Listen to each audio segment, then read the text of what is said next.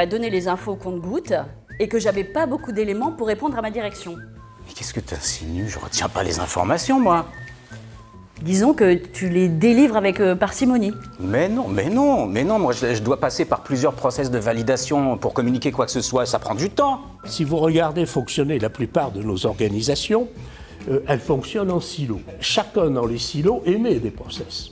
Voilà, tout le monde en émet sans que personne n'ait une vision globale de ce qui a été émis. Ça veut dire qu'on crée ces systèmes de management pour essayer de regagner tout le contrôle nécessaire sur les organisations. Et l'effet produit est exactement l'inverse.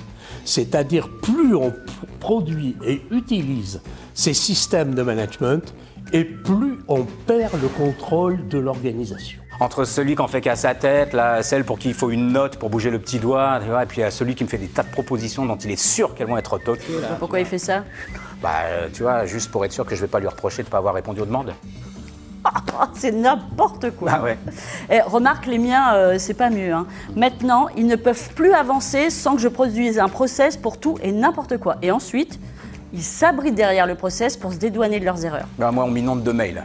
Oui, moi, je suis en copie pour tout et n'importe quoi. C'est difficile d'introduire la confiance dans une société qui est à la base une société de défiance et dans laquelle, quand quelqu'un vous dit « fais-moi confiance », vous commencez par vous demander ce qu'il vous cache. Voilà. Il faut une règle qui précise le temps qu'on peut imputer à un projet sans que ça rentre en conflit avec le process, tu vois. Donc moi, du coup, j'ai réfléchi, tu vois, et je me suis dit que, en fait, il fallait phaser le process avant de reprendre nos travaux. Oui, bon, en fait, Fabien, la liberté ne fonctionne pas. Bah non. C'est à chaque manager qu'il appartient de faire l'arbitrage entre l'incertitude à laquelle il renonce pour capter la confiance et l'imprévisibilité qu'il garde pour conserver le pouvoir qu'il juge utile de garder. Donc à partir de là, celui qui m'expliquera que c'est simple de capter la confiance de son équipe, eh ben, je veux le voir à l'œuvre. On pourrait demander à nos équipes de définir, bon, en termes concrets, hein, les comportements que l'on trouve acceptables et ceux qui ne le sont pas. Ouais, mais il faut que ça reste modifiable.